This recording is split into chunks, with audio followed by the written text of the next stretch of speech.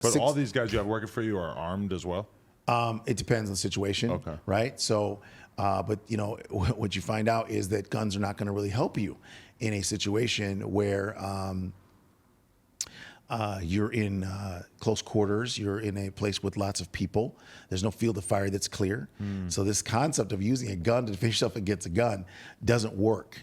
And that's why, you know, there's people that have a job and they have 2 guns at the time of their death.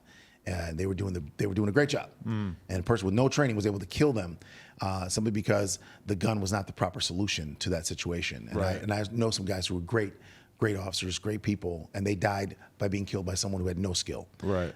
And that's because our idea that somehow we're going to be able to use our gun to defend against a person with a gun seems logical, but it doesn't work out that way biomechanically. And it doesn't mean the guys I know that died were not good guys. They were very good guys, and they were very knowledgeable. They were very skillful. But the skill that's most needed when dealing with human threat conditions is psychological.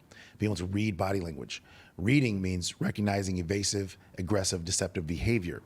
And that's a lot of that psychological training. And that without that psychological edge, it wouldn't matter if your skills are superior to the other person. You didn't know that you were actually in danger yet.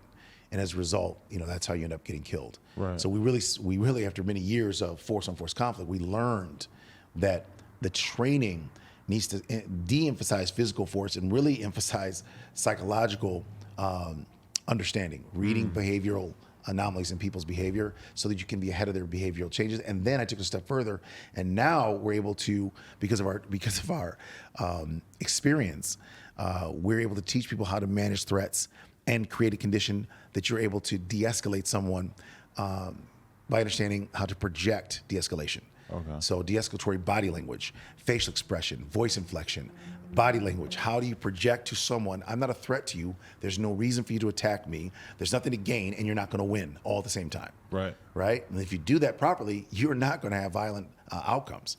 But I had to learn that through bloodshed. Right. So through failure. So lots of failure, lots of bloodshed is how I learned, you know, what worked and what didn't. And now we're sharing that, you know, after 26 years of no court dates, no lawsuits, no deaths. You know, how do we do that? Well, it's strategy. So and that learning. 26 years is the entirety of the business, or Yeah. you had some bad situations early on, or Yeah, absolutely. but no court dates. No. I mean, that's pretty amazing. That's very amazing because you can get court dates for nothing. Literally, someone could just lie and just get you some court dates. Yeah. So that's the thing, is that people that don't know that, they don't understand the legal system. They're like, that's no big deal. Oh, it's a very big deal. You can get a court date because someone lied, Right. and now you have to get a lawyer to prove it wasn't true. So that happens all the time.